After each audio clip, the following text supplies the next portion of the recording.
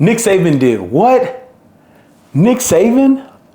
I honestly thought he would literally coach until he couldn't coach anymore. And maybe this is that time.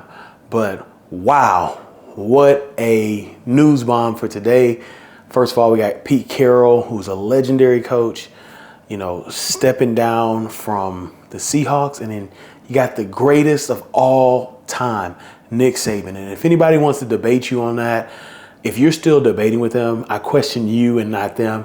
That is an argument that should not be had. Before he won multiple 6 championships at Alabama in the span of like maybe 10 years, 9 years, something like that crazy.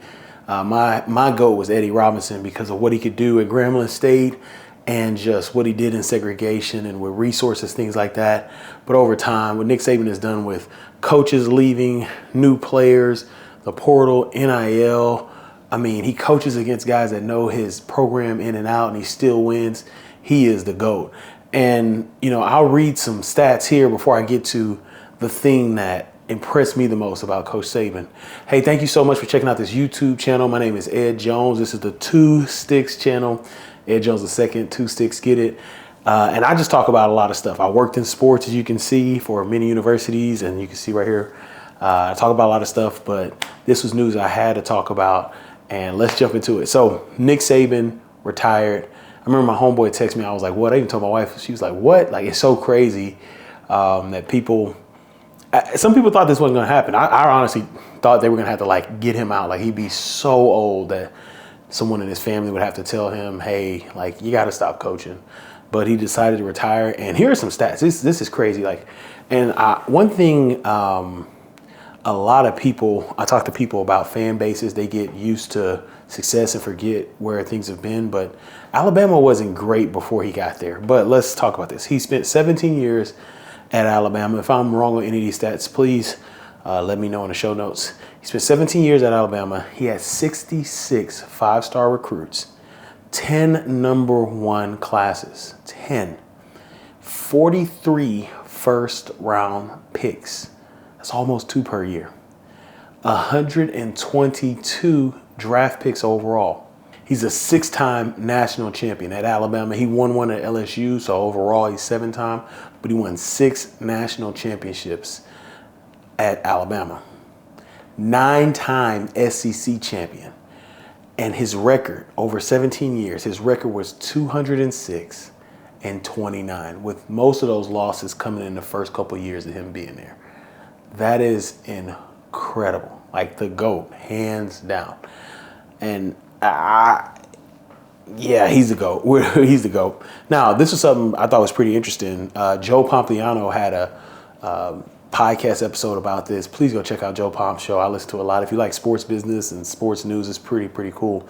But he talked about the effect of Nick Saban, kind of like the Flutie effect, where Doug Flutie, they scored a touchdown against Miami, and their enrollment goes up and all that stuff because it was national. This is what happened at Alabama, the Nick Saban effect. Alabama enrollment jumped 60%. 60%. The national average over that time was 10%. I think it went somewhere from 25,000 to 40,000 students, and maybe more. Now, the crazy stat about this, most of these students are from out of state. And that means out-of-state tuition, as you all know, is more. So Alabama's revenue skyrocketed. And out-of-state tuition in Alabama is $32,000, right around $32,000, and in-state's right around $11,000. And so, that growth was huge for the university. I actually had the opportunity to be on the university to do some stuff with athletics for a company I work for. And they were talking about how the dorms and the campus has exploded. There's new building, there's new fields of study for the students. It's the Nick Saban effect, and it's crazy. And so with that, you see this impact. You see why he's a GOAT. You see what he's done for University of Alabama. Because growing up, I'm from Houston, Texas. I knew about Alabama. You would hear about Bear Bryant, but that was so far removed from my growing up. And he has made that program the elite program for the last decade and a half. And so it's been incredible to see his run. It's been great. But here's the thing that I've always admired about Nick Saban from afar. He has always adapted. He's like an iPhone. He just updates. He updates. And a lot of coaches, as they get up in age, they get wiser. It's tough. The new issues are tough. The new rules, right? At one point, he was talking about the spread offense and how it's going to make football and stop football, and defense is this and offenses do this and defense aren't ready. And then he started running the spread and won some national championships. NIL, he handled NIL well. He handled the transfer portal well. He handled 2020 and all the social issues and everything that was happening. He handled that well as well. He's always handled, from what I see, everything that changes in college football, the ebbs and flows, coaches. Like I said, there was one year he won a national championship. The year after, he lost like 8 coaches. You get 10, he lost 8 of them. And it's just incredible. Like, he has always stood the test of time in college football. And so for me, what I get from him is, you keep the championship standard. You keep the model of excellence, but you change the necessary things. So he never changed the bar of what he expected. But if it was some rule or something else, okay, it's necessary, I got to change it. And that's just huge to me. There's a lot of people, not only in sport, who get to a level of mastery and this is how I've always done it. I'm not changing, right? And he had to make the changes. I think I'm not saying it on purpose, no pun intended, but there's that halftime or interview where he's like, and we ain't changing, I'm not changing, or something like that. But anyway, he kept the standard of excellence. He stayed there. It was incredible. It's been incredible to see. Coach Saban, you are an inspiration to me personally, to just see how you continue to be excellent through all these different changes. Happy retirement to you. You've impacted the game so much. It's going to be good to see other people win national championships, but you've impacted the game so much.